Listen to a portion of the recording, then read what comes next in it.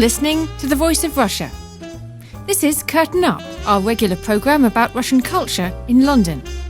This week, I've invited conductor and pianist Julian Gallant into the studio to talk about the cultural events awaiting us in the capital this autumn. Welcome to the studio, Julian. Now you've been out of the UK for a while and we haven't been in here together for some time. Tell me what you've been up to. Well, I haven't stopped thinking about you for a start.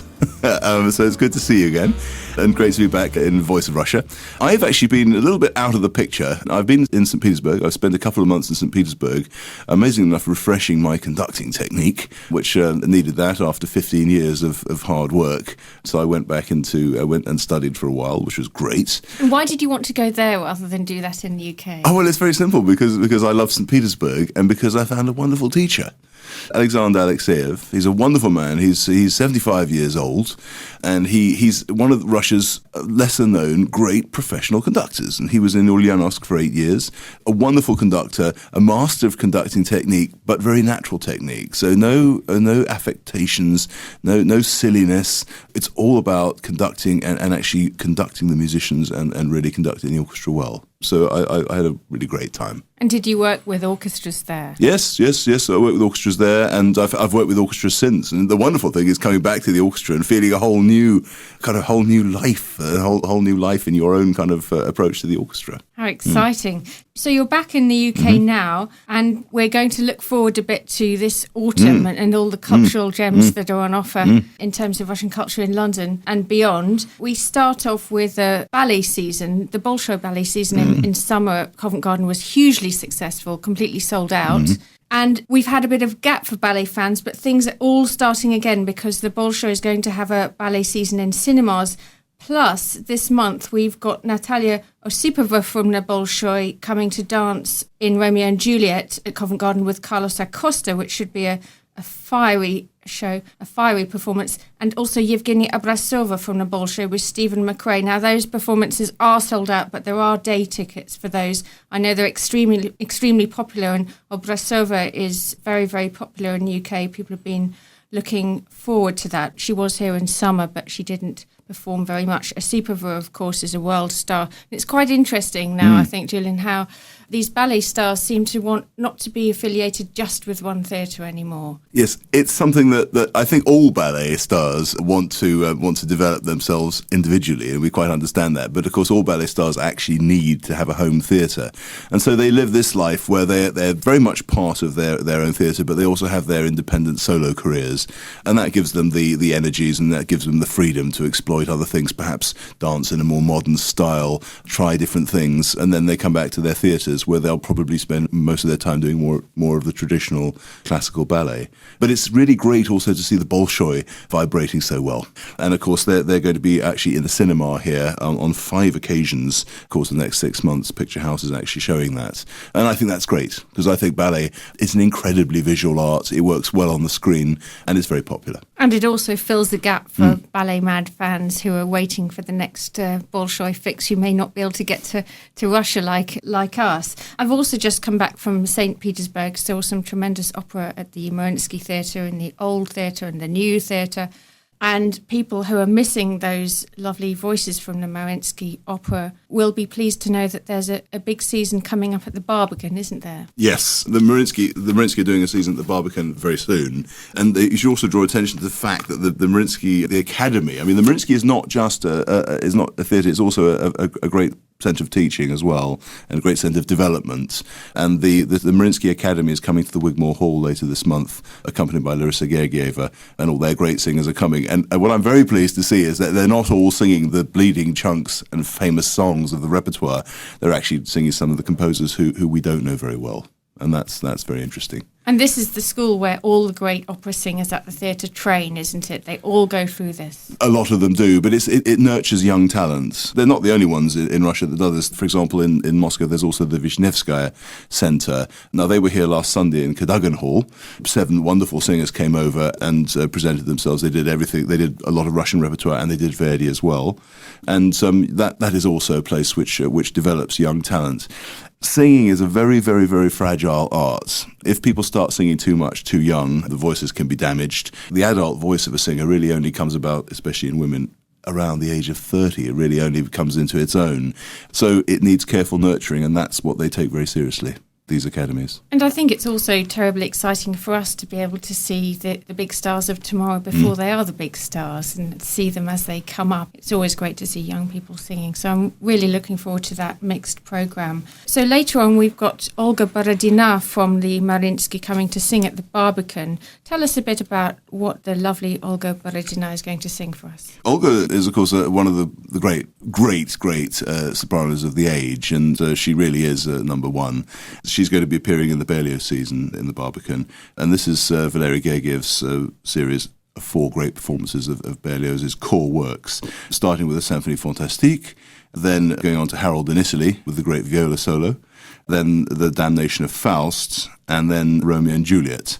And so this is a very, very important season. It's not by any means the first time that Valery Gergiev has actually conducted Berlioz in the UK. I mean, he's done a lot of it. He's done it in the proms. It's repertoire that he knows very, very well. And the wonderful thing is that Berlioz, where you might have expected Berlioz to be rather a sort of foreign to Russian culture, Berlioz is a vital part of musical development in Russia in the 19th century. So music develops late in Russia in the 19th century, and Berlioz is a vital part of that. He met Glinka in Paris in the 1840s. He made 2 trips to Russia, one in 1847 and one in 1867, and he died in 1869, so just before his death. And both times he was feted everywhere. He performed his own compositions, and he conducted other people's compositions. You remember that Berlioz was not just a composer, he was also a great conductor and universally admired. So he's a vital part of musical development in Russia in the 19th century. And it's wonderful to see a great Russian conductor conducting a British orchestra in the music of Berlioz, because Berlioz is, of course, very, very important in this country as well. Berlioz came here a few times, actually not terribly successfully once, but the second time he came back was a great success. But he is much loved in this country, and all British orchestras have played lots and lots of Berlioz. And of course, Colin Davis, the great conductor who just died, is perhaps the greatest exponent of Berlioz who's ever been. And it's interesting as well, isn't it, that Gergiev will play here with the LSO, but he'll bring over some star singers from Russia. Quite a heady combination, I think. Well, that's what really, I mean, that is what London musical life is about, isn't it? This great international centre of music, stars coming over, mixing of styles, mixing of concepts. That's what we're all about. Are there any particular concerts during this quite rich season at the Barbican that you're looking forward to in particular, Julian? Well, I'm certainly looking forward to those. I just wanted to mention also the Wigmore Hall should never be left off the radar, because some great things happening there. The Wigmore Hall, of course, has concerts every day. It has an enormous amount of music, chamber music and vocal music flowing through there. But a few things to talk about. Marc-André Hamelin, the great French-Canadian pianist, is coming to play Metna. That'll be an important event. The other important thing is the Jerusalem Quartet is doing a cycle of 3 Shostakovich concerts. And the first concert is with Elizabeth Leonskaya playing the Shostakovich Piano Quintet.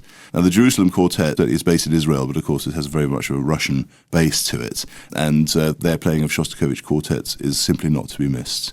I should also mention that the Great Belcher Quartet, which is an English quartet, or British quartet, I should say, is playing Shostakovich Third Quartet on another date. So if you want to really get to know the Shostakovich string quartets, you have every opportunity in October and November this year. How often are these pieces played in the UK? The Shostakovich string quartets? Well, some of them are played a lot. One of them was arranged for string orchestra and is played a great deal.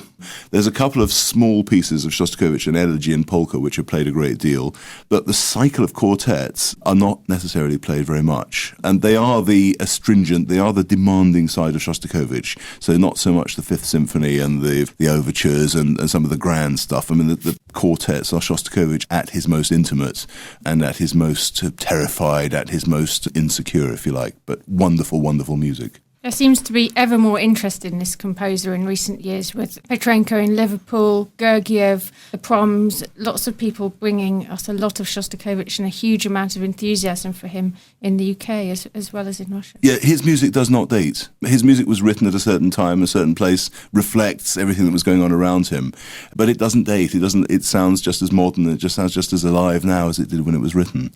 And we find more and more Shostakovich, and we discover more and more in the composer. So I think he's a composer who I have no doubt that posterity will preserve Shostakovich. So there's a lot more coming up as well. There's Russian Art Week, which centres around the auction houses, sales, and various other related talks. There are events at Pushkin House, of course, but all of this is gearing up towards next year, isn't it, Julian, when we have the Russian-British Year of Culture? This is an extraordinary thing when governments actually get behind culture on a cooperative basis. Russian culture happens all the time in the UK, but when the governments are in there, we have to really maximise and take advantage of that, because that brings an awful lot more people into the frame. This is not about, it's not to say that culture is to be politicised or is to be somehow sort of affected by political considerations, but it just brings more people into the frame. So it's important, and everybody who's involved with culture needs to make a big effort to make that a success. What do you think it brings that's different from the huge amount of Russian cultural events we have anyway? Hopefully we'll encourage more people to support culture with money, because culture, of course, requires a lot of funding. So hopefully if the governments are involved with it, that will encourage businesses and other organisations to actually back it, which is what is the big fight that you have in culture all the time. In Russia and in the UK? Everywhere. Yeah. Everywhere. Yeah. I mean, culture simply costs more than can ever be recouped from ticket sales. So hopefully when governments get involved and actually lend their support, that will encourage more backing and more sponsorship from business and contributions, personal contributions and so on. So that's one side of it, baseline side of it. But the other side of it is that it spreads the net wider. It shows more people, it perhaps brings culture to more people than would otherwise have seen it. It shows that it's not something reserved for people who go to the Royal Opera House or who go to the concert halls in London. It will actually spread much wider and countrywide as well. So more people will know about it. We've already got the Mariinsky Ballet coming next summer to Covent Garden as usual for their 3-week run. Any other events in the pipeline? Big event, Maslenitsa, which has already been happening, of course. It'll be in its 7th year next year.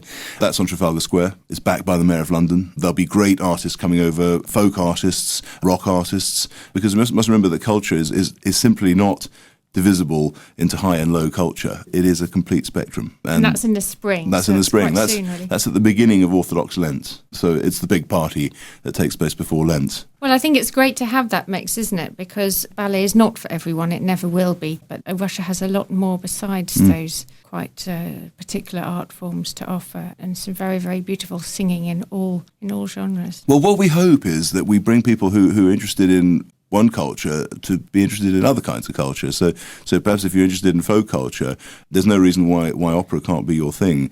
And if you're interested in folk dance, and you've never seen ballet before, suddenly ballet is there, and you realise that actually they're part of the same spectrum. There's no big dividing line between them. Someone who loves ballet may well love opera as well, but they need to see it. Do you think the dividing line is bigger in London, or let's take St. Petersburg in particular? Where do you think the dividing line is bigger? I think it's probably bigger in the UK. Yes. I feel that Russia has such a cultural censor that the Russian is so open to all cultural events and styles and genres.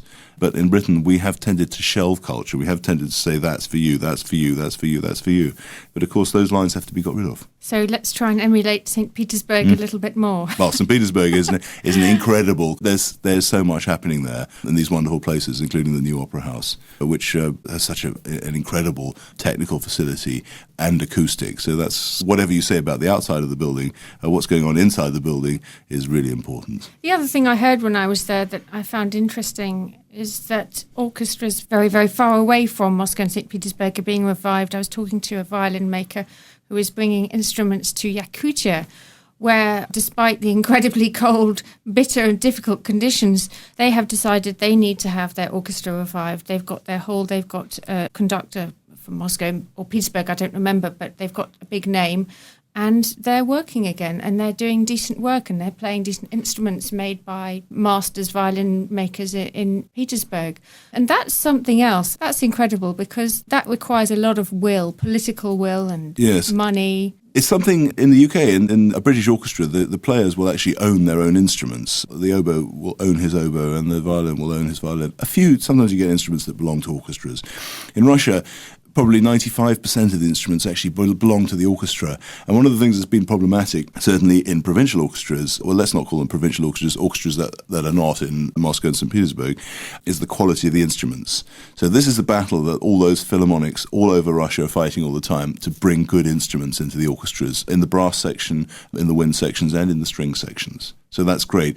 Yakutia, of course, has actually got a great culture of music making. Nobody's been there. Nobody knows much about it, but there are several groups that actually tour around Russia and outside Russia quite a lot. And in fact, they've been on Trafalgar Square. There's been a group from Yakutia on Trafalgar Square before. So yes, I myself have been around Russia. As you know, I've conducted lots of wonderful philharmonics. The next one I hope to conduct is in Izhevsk, which now tell our listeners where that is. Izhevsk is not far from Moscow. Actually, is not nearly as far as Yakutia, but it's the birthplace of Tchaikovsky, and it is also the home of the Kalashnikov factory as well. So it has a wide spectrum of life, industrial and cultural life. All life is there, really. But a great symphony orchestra, so I hope to be conducting that in the course of the next year. Do you find that it's, as the years go by and you've spent a lot of time in Russia, as have I, that going to those places outside the capitals becomes more and more interesting? There are people there doing very, very interesting things without much applause. Well, you and I both know that you find the real Russia and Russian people when you go outside the big cities, because then you have to speak Russian. You must learn it. You realize it's not actually as language that's as difficult as it's made out to be. You must learn it. And then you experience a different kind of life. It's perhaps more relaxed, you have more contact with people, and of course there's this incredible landscape everywhere. So some of the richest experiences I've had in Russia have been outside the main capitals. So when are you going to Izhevsk, Julian? Well, I hope to be going early next year. Well, can't wait to hear all about that, but we'll talk to you again well before that. Thank you for coming on the programme. Thank you. Good to see you, Alice. That was me, Alice Lagnado, and my co-host Julian Gallant, taking you through some of the Russian cultural highlights of this autumn in London. This is The Voice of Russia. Stay tuned.